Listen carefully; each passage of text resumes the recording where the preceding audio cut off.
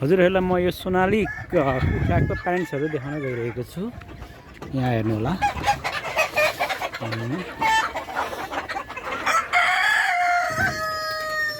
तपाईँहरू हाम्रो अन्डा हेरौँ पहिले। यसको अन्डाहरू चाहिँ यस्तो छ। यहाँ हेर्नु होला, सबै अन्डाहरू सेतो छ। यसको अन्डा चाहिँ सेतो हुन्छ। अनि यो चाहिँ हाम्रा पोथी प्यारेन्ट्सहरू हो। मैले चाहिँ यस्तो टाढहरू बनाएर राखेको छु। यिनीहरू चाहिँ किनभने यिनीहरू चाहिँ यस्तो टाढमा बस्न चाहिँ एकदमै रुचाउँछन् यिनीहरू। त्यही भएर यस्तो टाढ बनाएको हो। यो कुखुराहरू चाहिँ कस्तो छ भने तपाईँको यो अहिले चाहिँ यसको डिमान्ड चाहिँ बजारमा एकदम राम्रो छ। किनभने चाहिँ यसको लुक्सहरू हेर्न यति राम्रो छन् होइन। लुक्सहरू यति राम्रो छ भालेहरूको।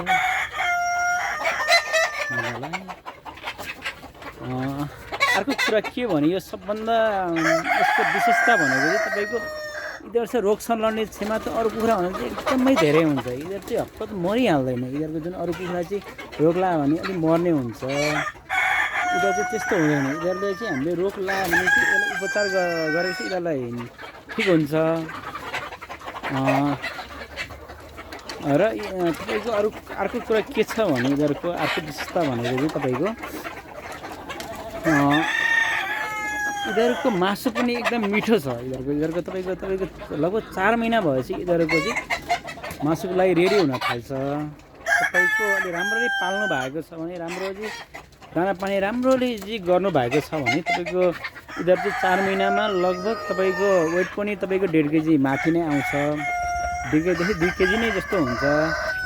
तपाईँको मासु पनि एकदम राम्रो छ। लुक्स त यहाँ हेरिहाल्नु, यो भालेहरूको लुक्स हेर्नु होला। ल तपाईँहरूलाई नजिकबाट म देखाइरहेको छु। हेर्नु होला, यो भालेहरू राम्रो छ। भालेहरू तपाईँको यी पोथीहरू भयो यस्तो यहाँ बसिरहेको छन् माथि। त्यसरी पोथीहरू बसिरहेको छन् हेर्नु होला है। पोथीहरू भयो, यो तल चाहिँ यो भालेहरू छन्। यतिखेर यिनीहरूको मेटिङ टाइम भएको हुनाले चाहिँ भालेहरू चाहिँ सबै तल छन्।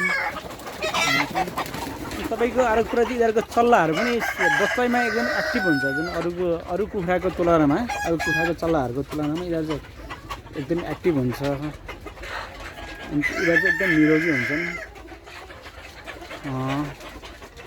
यस्तो छ हेर्नु होला नि।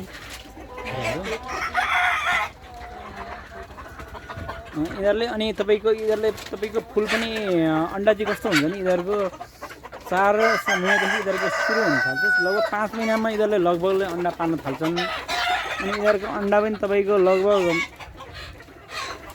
15 महिनासम्म यिनीहरूले अन्डा पार्छन्। 15 महिनासम्म यिनीहरूले राम्रै अन्डा पार्छन्।